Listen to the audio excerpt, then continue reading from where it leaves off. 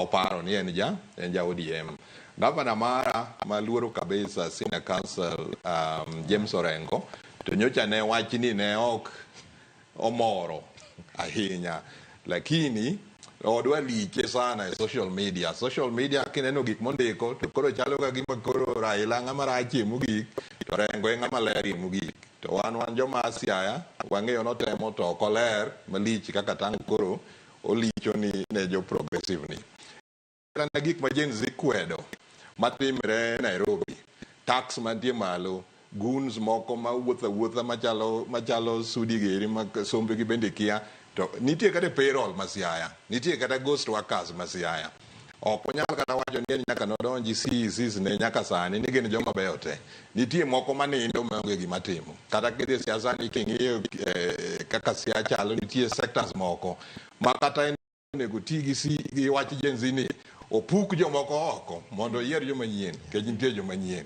Kata mana Public Service Board ma Siaya kaka ndiko ji, mondo indik application gi papers ni maler mondiki tek. Ng'eny ne ndiko na kaka neno jo KRA nyocha ne ndiko ji mane tamruok nyoro ka. Koro jowa ma gin governors gi MPs gibende gikaw moment ni mondo gilokgo gitimgo change. To lakini naneno ka governor osechako climb down. Kech mokwongo nokoni Ruto en ng'ama olil ma ok nyal tigo. Nyor chacho koro nokoni atiyo gi Ruto to krach to wabed kode structured kaka ne wandiko kata last time kane watiyo gi Kibaki. Koro apani o improve to structure nyaka bedi, tapani structure no be ma jakom wacho ni pok wadonje coalition agreement. Coalition kwa keto agreement koro wabro yie ni magi ma emwadhi timo, lakini ang'eno wacha nikech formal pok obede. Ting'eni discussion gi ok ochakre nyoro. Jaogi donge report nobiro jakom gini ne waneno ka kwayo Uganda, ne giwacho ang'o? Donge magi gik mane gi discuss gi Museveni giri. Koro apani gini oselosi to jowa modonjo ma jakom oyiero madonjo e bunge gi ng'eny gi ang'eyo kech gin mese na Opiyo Wandayi wasomo the same year, en osomo Sawagongo kasomo Yala to adhi University of Nairobi, en kabete hapa an lower en odhi BAT kachako Unilever.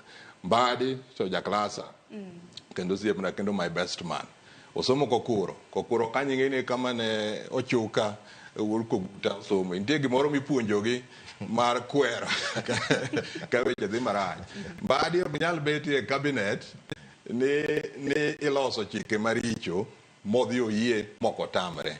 Obro tamre. Kata Wandayi nyocha nokoni conditions nyaka bedi. Koro apani kik wabed maluor wadonji. An ayudo ni kwa yudo thuolo mwarwako jowa moko. Kata Attorney General mapod joge otamo yiero ni.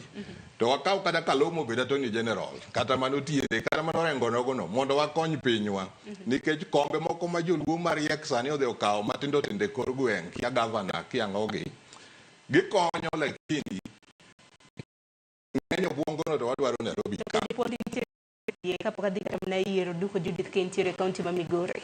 Penjo pod nitiere nikech aneno kata mana ka jolony beteni bende wacho ni ting' ok dhi bedo mayot ne jotend migepe ma bende owalo.